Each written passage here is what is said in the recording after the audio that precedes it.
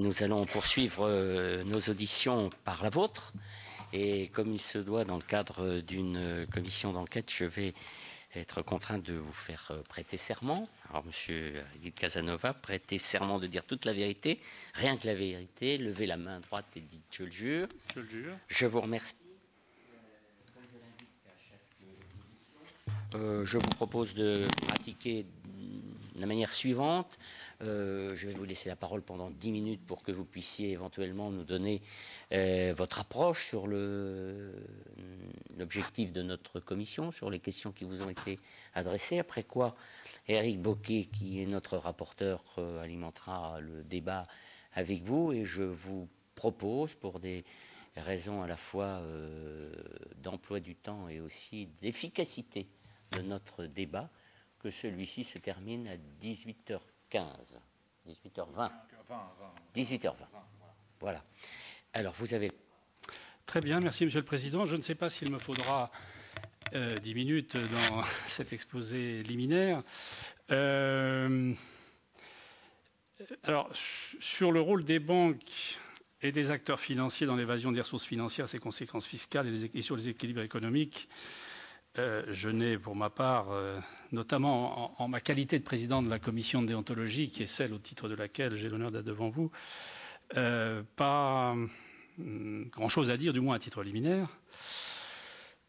Sur l'efficacité du dispositif destiné à la combattre, alors le mieux que je puisse faire, peut-être,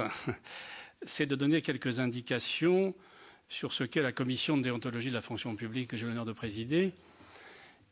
et spécialement sur ce qu'elle n'est pas. Car fondamentalement, la perception de cette commission, sans doute à cause de sa dénomination, repose sur un malentendu. Comme vous le savez sans doute, elle a été créée par la loi dite Sapin du 29 janvier 1993, loi intervenue, comme cela arrive parfois, dans un contexte particulier, lutte anticorruption à la suite de certaines affaires. Et l'article 87 de cette loi a donc créé, à l'époque, 3 commissions, d'ailleurs une pour chacune des fonctions publiques, chargées essentiellement de ce qu'on appelle couramment le pantouflage, c'est-à-dire de donner un avis sur des projets de départ d'agents publics dans le secteur privé. À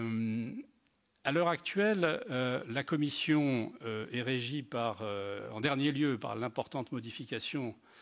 apportée à cet article 87 de la loi Sapin par la loi du 2 février 2007,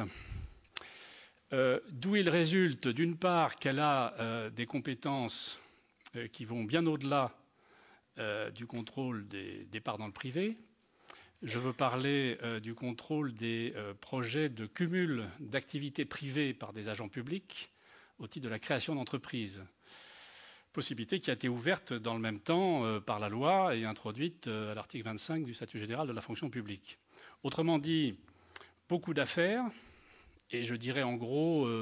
à peu près 3000 sur les 3300 dont la commission est saisie chaque année, concernent simplement un sujet qui n'est pas sans intérêt, certes, mais qui, je crois, n'est pas au cœur des préoccupations qui sont les vôtres, en tout cas pas dans la problématique départ d'un fonctionnaire qui quitte ou d'un agent public qui quitte ses fonctions au sein des administrations pour partir dans le secteur privé. C'est une problématique assez différente de cumul d'activités pendant qu'on est agent public avec d'autres activités, essentiellement, comme l'a voulu le législateur en 2007, pour tenter la création d'une entreprise avec une période limitée qui était 1 an renouvelable pour 1 an et qui a été portée à 2 ans renouvelable pour 1 an par une loi ultérieure. Voilà. Alors, dans le même temps, la loi de 2007 a rendu facultative la saisine de la commission des projets de départ d'agents publics dans le secteur privé. Ou plus précisément, elle ne l'a rendu obligatoire que dans un cas dont la définition est quelque peu tautologique, qui correspond en gros à l'hypothèse du fonctionnaire qui, dans ses fonctions antérieures, dans les 3 dernières années, qui est la période de référence, a été en situation d'assurer le contrôle ou la surveillance d'une entreprise privée ou de conclure des contrats avec elle ou bien de donner des avis sur tel contrat ou encore de prendre ou de proposer des décisions concernant les opérations réalisées par cette entreprise. Autrement dit, si on prend au pied de la lettre la définition qui prévaut depuis 6 ans des cas d'intervention obligatoire de la Commission pour les départs dans le privé, elle n'est obligatoirement saisie que si on est quasiment sûr que le délit de prise illégale d'intérêt est constitué. Et donc, ça veut dire qu'en caricaturant un petit peu, elle est saisie aux fins d'émettre un veto, puisque l'une de ses missions, c'est d'assurer la prévention du délit pénal de prise illégale d'intérêt, qui ne permet pas aux fonctionnaires s'étant trouvés dans la situation que je viens d'évoquer, contrôle ou surveillance, contrat ou proposition ou avis sur des contrats, décision ou avis sur des décisions concernant une entreprise, de rejoindre celle-ci dans un certain délai de viduité qui était jadis de 5 ans et qui a été réduit à 3 par cette loi, dans le même temps où l'article 432-13 du Code pénal sur la prise illégale d'intérêt était pareillement calibré, si je peux dire, à 3 ans. Alors pourquoi dis-je qu'il y a un malentendu? Parce que d'une part, depuis cette date, même si elle est souvent saisie en dehors des cas obligatoires, le plus souvent d'ailleurs, la Commission n'a pas une vue d'ensemble, n'a pas nécessairement une vue d'ensemble de tous les départs dans le secteur privé. Donc, au regard de sa mission initiale de contrôle de ce qu'on appelle couramment le pantouflage, elle contrôle tout ce qu'on lui soumet, mais n'est pas systématiquement saisie. D'autre part, et surtout parce que la déontologie, c'est beaucoup plus vaste que cela. La situation de conflit d'intérêts dans laquelle peut se trouver, indépendamment même de questions de départ dans le privé, un fonctionnaire appelé à prendre ou à proposer des décisions sur tel ou tel sujet, alors qu'il a pu auparavant être dans une autre situation. Je prends le cas, par exemple, qui n'est pas incongru d'évoquer au Sénat eu égard à sa mission. Un fonctionnaire qui se trouve être par ailleurs élu local, conseiller municipal, appelé à prendre des décisions ou à les proposer à son ministre ou à les signer par délégation ou encore à donner des avis sur de telles décisions qui vont avoir un impact positif ou négatif sur la collectivité locale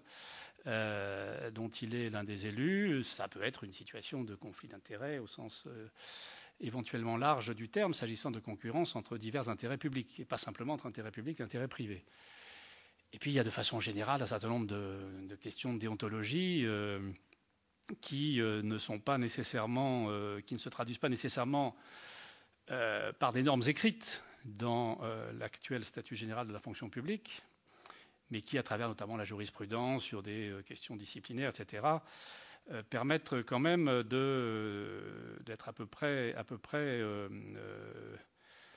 bien vus, et en tout cas qui existent,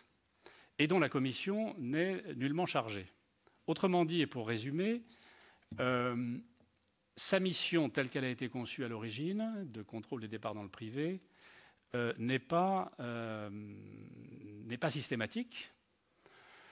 Je crois quand même qu'elle est assez largement entendue, car les administrations, heureusement, je dirais, pour l'intérêt du travail de la Commission, ne la saisissent pas uniquement pour que celle-ci confirme qu'en effet, il y a un risque de prise illégale d'intérêt et par conséquent une interdiction absolue qui doit être formulée à l'égard du fonctionnaire candidat au départ. Mais quand même, eu égard à la définition qui a été retenue en dernier lieu par le législateur en 2007, elle n'est pas systématiquement saisie. Et j'insiste à cet égard sur le fait que quand on va ensuite dans l'examen des dispositions réglementaires, notamment un décret du 26 avril 2007 qui précise l'étendue du contrôle, on voit bien que le contrôle que la Commission est invitée à exercer, c'est d'une part le contrôle dit pénal qui consiste à éviter qu'un fonctionnaire se trouve en situation de prise illégale d'intérêt et que ceux qui autorisent son départ eux-mêmes se mettent dans le cas de le permettre. Mais il y a aussi un contrôle dit déontologique, dans le jargon habituel, mais qui ne couvre pas la totalité, qui vise, indépendamment de ces cas, à éviter que dans ses nouvelles fonctions dans le secteur privé, l'agent ne puisse bénéficier de contacts privilégiés ou être soupçonné d'avoir préparé sa future clientèle, etc. Donc il y a un aspect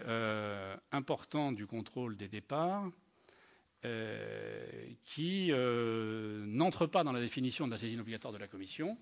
Fort heureusement, les administrations n'hésitent pas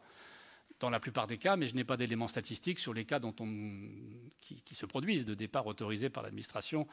sans saisir la commission de déontologie et qui relèvent des cas de saisine facultative où l'administration n'estime pas utile ou opportun de le faire. Donc voilà, il y a cette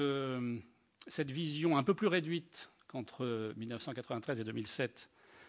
de l'étendue de la saisine obligatoire pour contrôler les départs privés. Et puis, il y a toutes les questions de déontologie en général dont peuvent avoir à connaître, si on prend les professions réglementées, les ordres professionnels, les juridictions disciplinaires, des médecins, des avocats, etc. Et puis, si on regarde ce qui se pratique de plus en plus dans certains secteurs de l'administration, plutôt d'abord dans les autorités administratives indépendantes et certaines agences qui consistent à avoir des espèces de commissions ou de collèges de déontologie interne, on voit bien que les sujets de déontologie sont beaucoup plus vastes que ce à quoi correspond la mission de la commission que je préside. Voilà. Alors, à supposer, ce qui est une autre question, que le contrôle, même élargi, même envisagé de façon un peu plus globale, notamment quant à la saisine obligatoire, confiée à cette commission puisse permettre de résoudre ou de prévenir les risques d'évasion, etc., sur lesquels votre commission se penche, dans le sillage, je suppose, d'un rapport dont j'ai pris connaissance qui avait été déposé il y a environ un an. Voilà, le rôle de cette commission est bien modeste par rapport à ça. Voilà, donc c'est ce que je tenais, c'est ce que je tenais à dire à titre liminaire, mais ça n'empêche pas naturellement, dans la mesure, dans la limite où je peux avoir des éléments d'information à vous communiquer, de répondre aux questions que vous voudrez bien poser.